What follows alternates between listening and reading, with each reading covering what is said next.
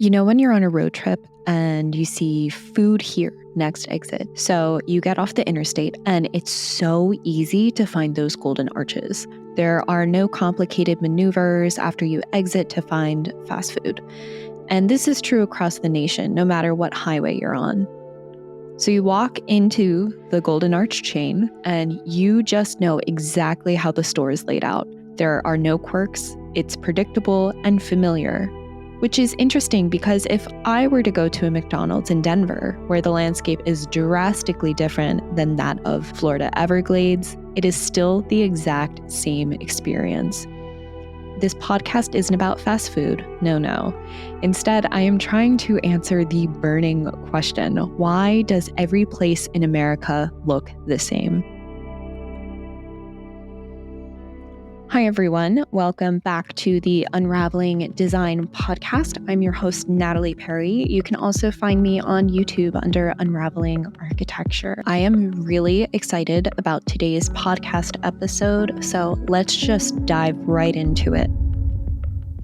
It's true. American spaces have become homogenized, which in this podcast I want to refer to so badly as McDonaldized. But to be honest, I don't want to get sued, so let's just call it sameness.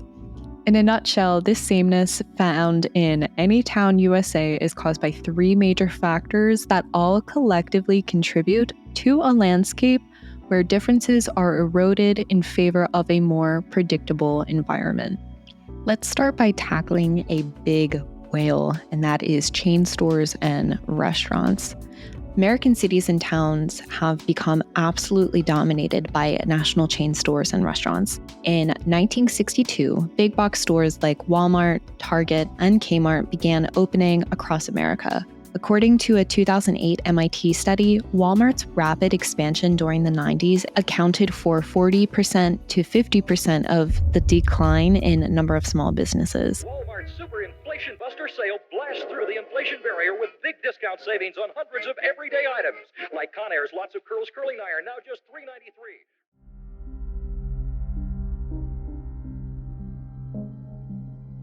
According to another study published in Social Science Quarterly, on average, about 14 existing retail businesses shut down within 15 months of a new Walmart store opening, while at most, only 3 new independent establishments opened in the same time frame. So, in other words, Walmart and other supercenters statistically absorb small businesses without really expanding the market. Walmart has been the number one retailer in the US and in the world by revenue and has held the highest grossing retailer title for 6 years running. Walmart, Target, and Kmart-like stores have also a very dominating visual presence. Large chain stores overshadow small businesses. Because the architectural design of chain stores are standardized and designed to be recognizable, it results in a ubiquitous presence that displaces unique local charm. According to the U.S. Small Business Administration, SBA, 2022 profile, there are 32.5 million small businesses in the United States. There are about 300,000 chain stores across America, yet Walmart alone had the revenue of $611 billion in 2023, significantly outstripping the combined revenues of numerous small businesses. Think of food chain stores too, like McDonald's and Starbucks. At McDonald's, we're fixing a hot, delicious breakfast just for you. Fresh scrambled eggs, hot cakes and sausage, our own Egg McMuffin, lots of Danish pastries. Try 'em. From the 1980s onward, McDonald's expanded aggressively, reaching its 10,000th restaurant by 1990. Starbucks grew from over 165 outlets in 1992 to over 28,000 stores in 75 countries by 2020. These expansions, driven by global brand recognition, made it tough for local restaurants to compete. This leads me to reason number 2, the standardized urban planning. There are real estate development practices at play that contribute to this sameness across America. Developers find it financially advantageous to replicate successful architectural plans and designs. This practice has been applied across various sectors, including housing, commercial, industrial, and mixed-use developments. A 2020 report by the Urban Land Institute found that by using repeatable design templates, developers streamline construction processes and reduce costs by up to 15%. A Starbucks or McDonald's in one city almost looks identical to those elsewhere. Most consumers prefer familiarity and convenience, driving the demand for branded stores. This creates a feedback loop where businesses replicate their stores. Many are also strategically located near interstate highway exits, maximizing visibility. Their established presence contributes to the sense of sameness when traveling cross-country. Mixed-use developments are another big topic. So, these are developments that integrate residential, commercial, and parking spaces and have surged in popularity following significant changes to the International Building Code in 2009. Among the adaptation was the allowance for flame-retardant treated wood exterior walls. These developments often feature a very formulaic design, including podium building construction, which leads to repetitive architectural layouts. The podium, or 5/1 method, is particularly noteworthy. It involves stacking wood-framed residential units above a concrete podium base, typically reserved for commercial use.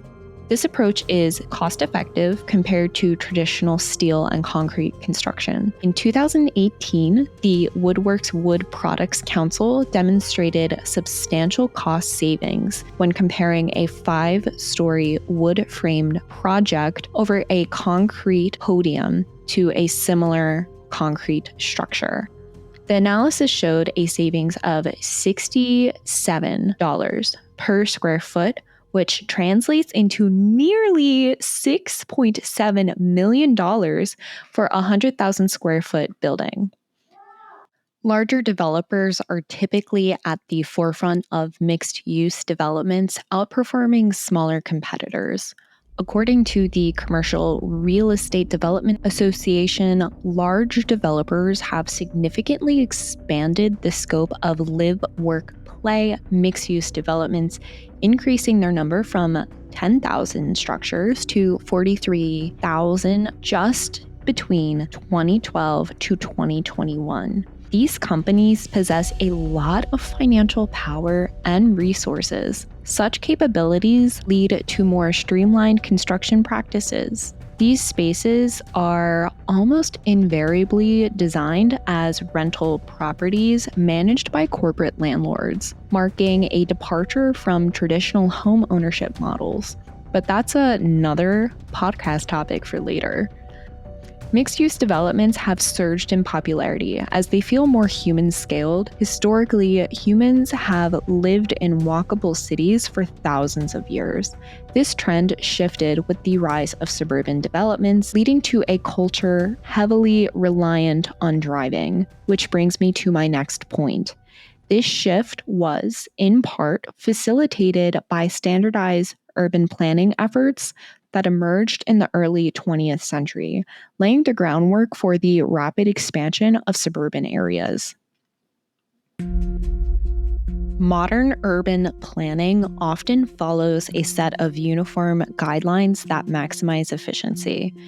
In the early 20th century, America began standardizing its urban planning, heavily influenced by the City Beautiful movement after the 1893 World's Columbian Exposition in Chicago. Planners sought to beautify cities like Washington, D.C., Cleveland, and Chicago by adopting neoclassical civic centers and open spaces to combat overcrowding from industrialization. While this movement aimed to enhance cities, it led to a sameness, as many urban centers adopted similar neoclassical designs, replacing the architectural diversity that once characterized American cities. This practice also got really expensive due to its ornamented quality, so it was phased out. We should also talk about federal policies. Before we saw those 5/1 buildings that now seem to be popping up like zits on a hormonal teenager, decades ago, there was a push to develop suburbias. The Federal Housing Administration, FHA, established in 1934, promoted uniform suburban developments favoring single-family homes. The Housing Acts of the 1940s and 1950s supported urban renewal projects that embraced styles like modernism and the international style, making construction cheaper. Developers like William Levitt exemplified this trend. Levitt houses were famously identical, creating whole neighborhoods that were indistinguishable from one another. We're now in the third generation of suburbia, and a lot of those initial issues still remain unresolved. Issues like isolation, carbon emissions, habitat destruction, and a lack of cultural diversity.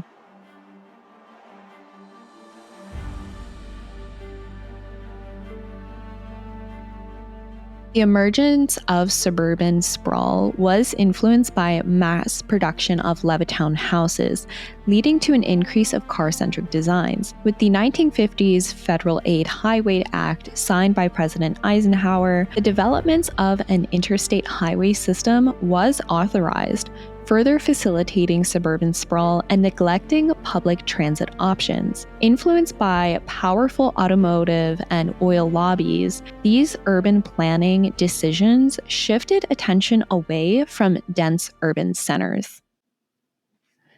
So let's bring it back in today. What kind of economic policies are at play? So modern economic policies and current tax initiatives, subsidies, and financial mechanisms across the federal to local levels promote very specific development types, leading to a homogeneous landscape. The low-income house tax credit program since 1986 has produced millions of affordable homes, but they have repetitive designs and layouts. Opportunity zones established in 2007 aim to boost growth in distressed areas through investor tax breaks, yet risking prioritizing profits over community needs and sparking gentrification. Similar impacts come from the New Market Tax Credit Program.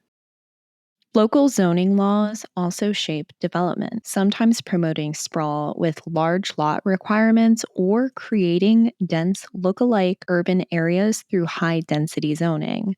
Government subsidies for certain developments alongside infrastructure funding contribute to the uniformity across regions, replicating successful models and diluting unique community features. I also want to note, while speaking of economics, urban planning practices have been prioritizing economic gain. I find that a lot of what humans need to live an active, healthy lifestyle has been stripped out of our communities. Developments prioritize parking lots and vehicle access, discouraging pedestrian-friendly, community-oriented environments. Powerful people understand that by removing natural amenities like walkable communities and third places in urban design, they can repackage and rebrand it as a payable premium service. It lines their wallets nicely.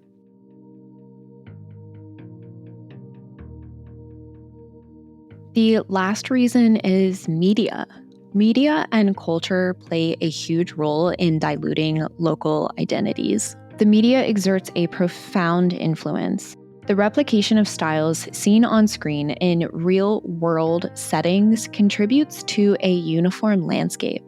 Look how popularized the modern farmhouse aesthetic has become. Shows like Fixer Upper, Hometown, and Property Brothers on HGTV showcase this aesthetic, which combines rustic elements with modern amenities, along with so many shiplap walls. Homeowners across the states adopted this style, leading developers and builders to mass produce the modern farmhouse. Social media is also a huge factor. Platforms like Instagram amplify desires for Instagrammable locations, pushing businesses and public spaces to adopt similar design choices to attract attention. And even if we go back a couple decades ago, the suburbanization of America was heavily influenced by media. The post-World War II migration to the suburbs was pushed out by this narrative and this nationwide cultural pursuit of the American dream. Media and news influenced families, stating suburban living was the epitome of the American dream, a safe, tranquil environment ideal for raising families and escaping the perceived moral and physical decay of urban centers. Cultural narratives, even portrayed in film and television, associated suburban living with success, health, and personal fulfillment. Films like Mr. Blanding Builds His Dream House, dated 1948, starring Cary Grant, showed a couple escaping their cramped Manhattan apartment for the joy of Connecticut, where they constructed their perfect suburban home. Globalization is another huge factor. The spread of Western ideals played a huge part in standardizing spaces in America. During the 1920s, the landscape of modern amenities was rapidly changing. Charles Lindbergh's solo flight across the Atlantic Ocean in 1927 played a pivotal role in spurring the growth of the airline industry, marking the beginning strides towards globalization. This expansion meant that multinational corporations could extend their reach, standardizing products and even cultural styles common across markets. This era heralded a shift from when local conditions strictly determined availability and innovation. Previously, you wouldn't find products like a Starbucks strawberry refresher everywhere, in places where strawberries weren't locally sourced. However, globalization broke down these natural barriers, enabling brands to maintain a uniform offering, regardless of the local environment's constraints. Moreover, this trend of uniformity is not confined to American soil, but has traversed international borders. Western ideals, particularly American, have propagated globally through Hollywood and media. So, for example, international chain hotels like Marriott, Hilton, Hyatt exhibit standardized designs wherever they are in the world. The Hilton Tokyo mirrors its counterparts in New York, London, or Paris through its sleek, modern, minimalist aesthetics rooted in Western design, despite subtle incorporations of local Japanese decor. This is part of Hilton's and all these other chain hotels' business model. They've come to find that standardizing their experiences offers comfort for the traveler. Independent hotels struggle to compete. With global access to entertainment and media, people everywhere are becoming influenced by a uniform set of cultural norms, extending the impact of this sameness far beyond American borders and contributing to this same global landscape. In a nutshell, America encourages this sameness, but so do we. Consumers want convenience, but keep in mind, we also pay a higher price than what the sticker tells us, and that is one of sameness. So that is it for this week's podcast episode. I'm your host, Natalie. It would be amazing if you are able to rate this podcast. It just helps it kind of be pushed out a little bit more. And I hope you tune in next time. And I'm open to suggestions too. I'm never sure what people are interested in. Thanks for listening. And I hope to see you soon. Have a great day.